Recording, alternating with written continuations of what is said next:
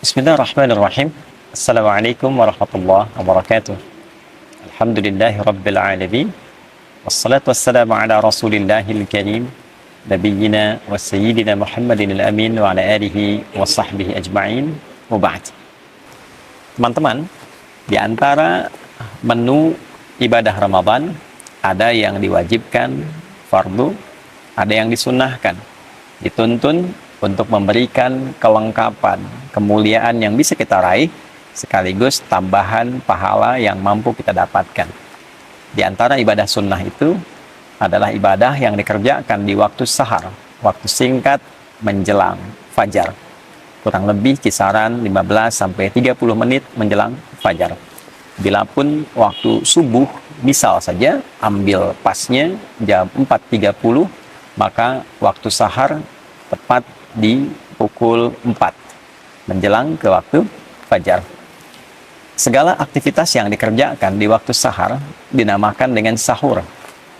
Selama ini kita terfokus pada satu ibadah yang pernah juga kita kaji dengan sangat mendalam, yaitu makan yang dilakukan di waktu sahar, sehingga disebut dengan makan sahur. Tasahharu fa inna fis sahuri barakah. Demikian tegas Nabi SAW. Makan sahurlah Anda, karena di dalam makan sahur yang benar itu terdapat banyak sekali keberkahan, banyak sekali tambahan-tambahan kebaikan. Pada titik ini, kita telah mengkaji dengan cukup detail insya Allah tentang makna sahar, tentang keberkahan di waktu sahur. Namun demikian, ada satu rahasia amalan yang kiranya jarang terungkap. Padahal amalan ini begitu penting. Bukan hanya dapat mengantarkan kita pada cinta Allah Subhanahu wa Ta'ala, pada keridhaan Allah Subhanahu wa Ta'ala, pada rahmat dan surganya Allah Subhanahu wa Ta'ala. Lebih dari itu, saat kita di dunia, amalan ini bahkan dapat menghadirkan beragam jenis kemudahan dalam berkehidupan. Baik itu rizki, kedamaian, ketenangan, hingga berbagai macam keringanan dalam beraktivitas dan solusi dari semua persoalan yang mungkin kita hadapi dalam berkehidupan. Teman-teman, amalan itu adalah istighfar. Amalan itu adalah istighfar. Di dalam Al-Quran ada beragam ayat yang kita dapat temukan yang menunjukkan amalan istighfar yang dikhususkan waktunya di waktu sahar. Jamak dari kata sahar adalah ashar. Adalah ashar. Kata ashar pertama kita temukan diantaranya dalam Al-Quran surah Ali Imran di ayat yang ke-17, ketika Allah Subhanahu wa Ta'ala menyifati kalangan orang takwa. Jadi di ayat 15-nya kita mendapatkan sifat-sifat orang takwa. Qul a'unabbi'ukum bi khairin min dzalikum lilladzina taqaw inda rabbihim. Muhammad SAW viralkan kepada orang-orang yang kehidupannya fokus mencari kemapanan dan kenyamanan dunia, pengen mendapatkan limpahan dari harta benda, emas, perak, kalau sekarang mungkin uang, aset dan sebagainya, pengen punya kendaraan yang mewah, pengen punya lahan yang cukup luas, pengen punya hewan ternak, kebun dan sebagainya. Di atas semua itu viralkan ya Muhammad SAW, ada anugerah yang sangat istimewa, yang sangat agung, yang Allah berikan khusus pada orang-orang yang bertakwa. Nah, apa hadiah yang Allah berikan itu?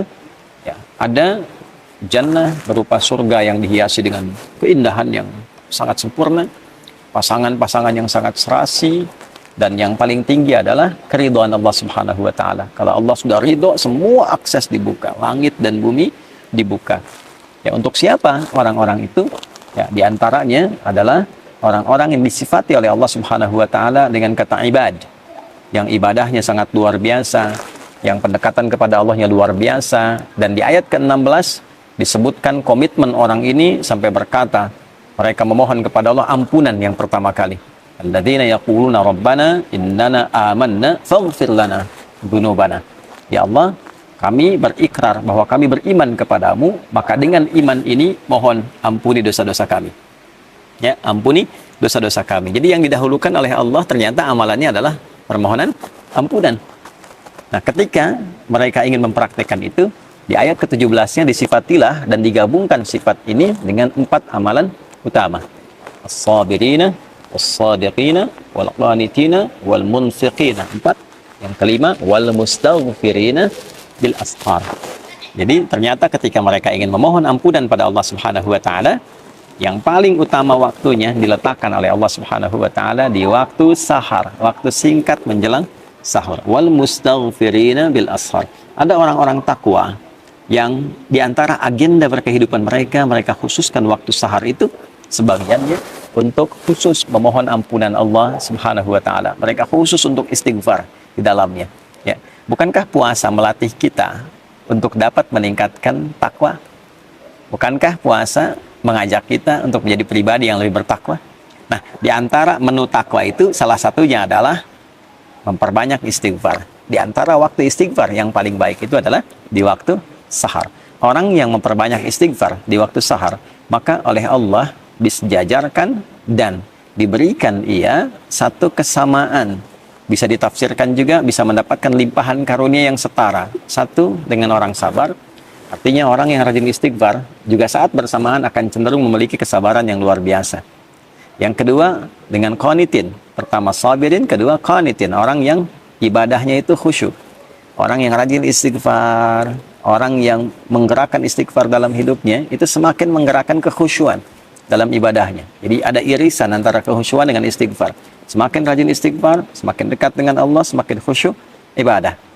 Kemudian juga lebih daripada itu, was-shadiqin, orang-orang yang membenarkan risalah yang Allah tetapkan, yang Nabi ajarkan, di saat yang bersamaan dia mengamalkannya. Nah, itu shadiqin namanya. Dia yakin ketika Allah berfirman, misalnya, ya, waqimus sholat, tunaikan sholat. Dia yakin sholat itu ada kebaikan, kebenaran, saat yang bersamaan dia kerjakan juga. Karena ada orang yang paham Islam itu benar, Islam itu bagus, tapi tidak mau berislam. Ya. Ada orang yang paham sholat itu benar kok, mendekatkan diri pada Allah, tapi nggak sholat. Nah, ini tidak masuk dalam kategori shadiqin. Shadiqin itu yang membenarkan sekaligus mengamalkan. Kemudian setelah itu munfiqin, ya, yang gemar berinfak, gemar berinfak. Karena itu ada korelasi antara istighfar dengan peningkatan harta benda. Dan peningkatan harta benda yang diawali dengan istighfar nanti arahnya ibadah, bukan mewah. Bukan saya punya harta untuk membangun dunia, bukan. Ya, dunia itu akan ikut, tapi kemewahan yang didapatkan itu untuk mengisi ruang-ruang akhirat yang telah Allah siapkan untuk kita. Itulah sebabnya kalau kita ngaji di Quran surah Nuh misalnya ayat 10, ya, maka kita dapatkan faqultu astaghfiru rabbakum innahu kana ghaffara. Ya, Nabi Nuh mengatakan, saya menyampaikan pada umatku, kalian banyakin istighfar.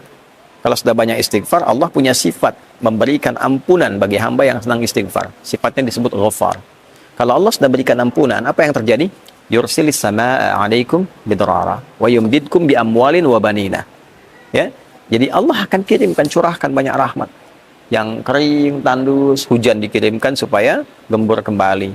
Jadi kalau ada yang tandus, yang kering, tidak berkembang, nah salah satu amalan zikirnya dalam Quran tuh banyak istighfar. Tobat semua penduduk, minta ampun sama Allah, nanti Allah turunkan hujan. Ya, makanya di antara istisqa itu kan ada kaitan dengan istighfar.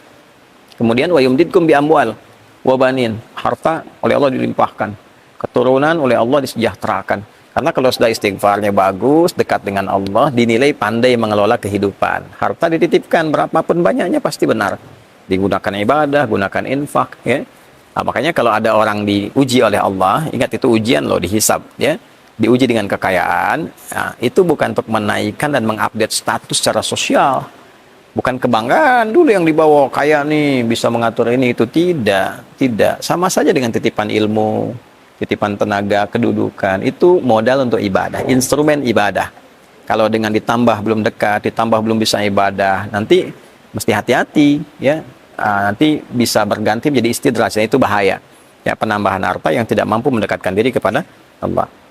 Jadi istighfar itu kalau benar dikerjakan memudahkan datangnya rezeki. Ya, mensejahterakan keluarga, wa anhar, punya aset yang baik-baik. Nah, maksudnya apa? Kalau sudah bisa itu, kembali ke Ali Imran tadi, wal munfiqin, dia bisa infak dengan itu. Ya. Jadi istighfar yang kita kerjakan ternyata mendekatkan kita pada rahmat Allah, ampunan Allah, mendapatkan kemewahan hidup di dunia, mendamaikan suasana hati. Dan dikerjakannya kapan? Ya, bil ashar, di waktu-waktu sahar. Kalau kita dapatkan itu di Quran surah ke-51 misalnya, ayat 18. Itu kan rangkaian dari 15 ke 18. 15-nya menunjuk amalan orang takwa. Innal muttaqina fi jannatin wa uyun akhidina ma atahum rabbuhum ya innahum kanu qabla dzalika muhsinin kanu qalila minal laili ma yahja'un sampai 17. 18-nya wabil asharihum yastaghfirun. Sungguh kata Allah, ada orang takwa yang saat ke akhirat itu nanti tempatnya dia berada di taman surga yang indah sekali. Ya, mereka itu orang-orang ihsan saat di dunia. Ihsan itu menjadikan semua kegiatan sebagai ibadah. Di hadis Muslim nomor hadis ke-8, an ta'budallaha ka'annaka tarah, fa illam takun tarahu fa innahu yarah. Engkau menjadikan semua kegiatan sebagai ibadah karena Allah. Makannya ibadah, minumnya ibadah, kan? Kemudian juga bekerjanya sebagai ibadah. Jadi hukum Allah dijaga karena ibadah. Ya, kalau kerja nggak korupsi, nggak nyogok, kalau kuliah ujian nggak nyontek, gitu kan? Perbaiki diri dengan baik. Nah, apa cirinya orang ini? Ternyata yang pertama, kanu qalilan minal laili ma yahja'un. Mereka itu satu berlatih dengan banyak tahajud. Ya. Nah, puasa melatih kita malamnya bangun kan? Tarawih itu kan latihan dasar untuk bisa tahajud malamnya. Lalu dari malam itu ke tahajud, selesai tiba sahar, setelah itu kan tiba fajar. Nah, di sahar wabil asharihum yastaghfirun. Mereka mengkhususkan waktu sahar itu ya untuk istighfar, Nah, ternyata puasa la'allakum tattaqun meningkatkan kekuatan takwa kita. Di antara amalan takwa itu adalah salat malam dan istighfar di waktu sahar. Jadi kesimpulannya teman-teman sekalian, sahur itu ada banyak keberkahan yang bisa diraih. Di antaranya makan sebagai sunnah Nabi Sallallahu Alaihi Wasallam. Bagi orang-orang yang menginginkan lebih, sahur plus. Apa plusnya? Ya, plusnya adalah mengisi ruang-ruang di waktu sahur dengan istighfar. Setelah sahur, sambil menunggu waktu subuh tiba, perbanyak istighfar dengan cara yang benar. Dengan tulus, minta ampun sama Allah, ingat-ingat dosa. Kalau bisa nih diurutkan masih panjang Ramadan insya Allah ke depan ya. Masih ada waktu yang sangat cukup. Hari pertama untuk istighfari pikiran yang kadang-kadang kurang tepat.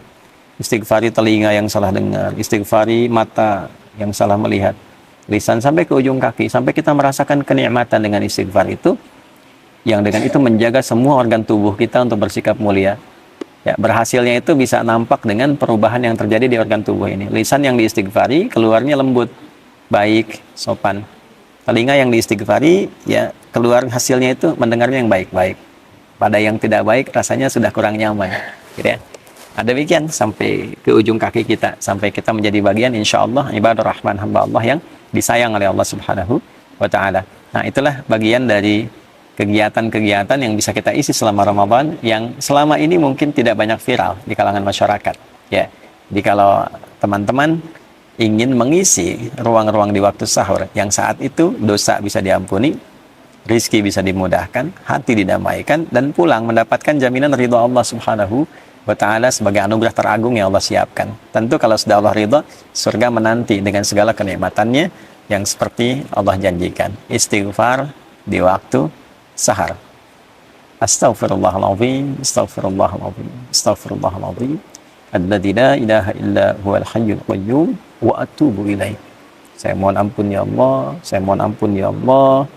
Ya Allah, Engkau Tuhan satu-satunya aku sembah, aku pertuhankan, yang selalu tidak pernah putus mengawasi dan memberikan rahmat-Mu kepadaku. Aku mohon ampun. Selama ini banyak berbuat salah, berbuat dosa, melanggar ketentuan. Ampuni dosaku ya Allah. Minta ampun, minta ampun. Mudah-mudahan dengan itu berkah hidup kita terjaga dari berbagai hal yang tidak Allah sukai. Semoga Allah menerima amalan kita dan memberikan kemampuan kepada kita untuk mengamalkan apa yang telah kita pelajari. Subhanakallahumma rabbana wa bihamdika asyhadu an la ilaha illa anta nastaghfiruka wa natubu ilaik wa ja'alna min ibadikal mustaghfirin wa ja'alna min ibadikal muttaqin wa akhiru da'wana alhamdulillahi rabbil alamin.